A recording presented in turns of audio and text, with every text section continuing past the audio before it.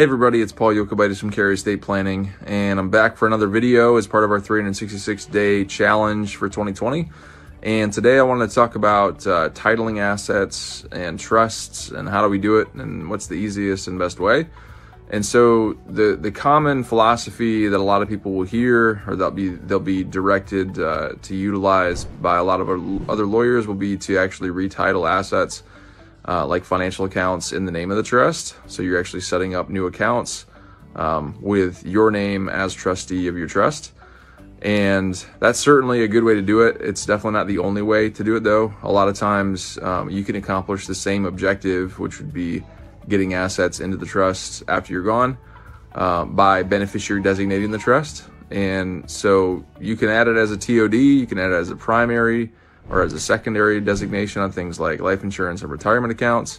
But certainly you can also retitle things like checking accounts and brokerage and those types of financial accounts in the actual name of the trust. So the issue with that is really at the beginning and at the end, if you end up determining that you don't need a trust again. So when you're creating a trust and you're retitling, it's a lot harder to set up new accounts than it is to change beneficiary designations, especially for things like checking and savings accounts that you may have like automatic drafts or direct deposits set up to them.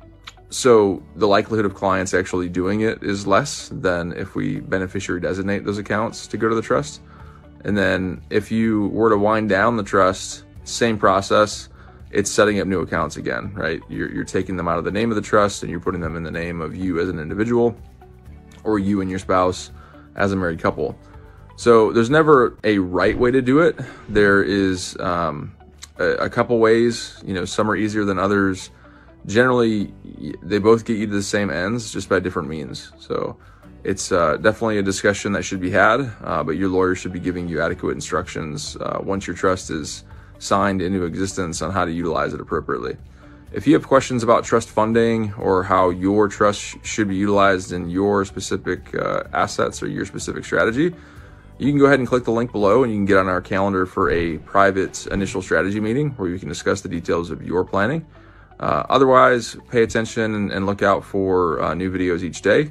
If you have any other questions, drop them in the comment box below. It's Paul from Cary Estate Planning.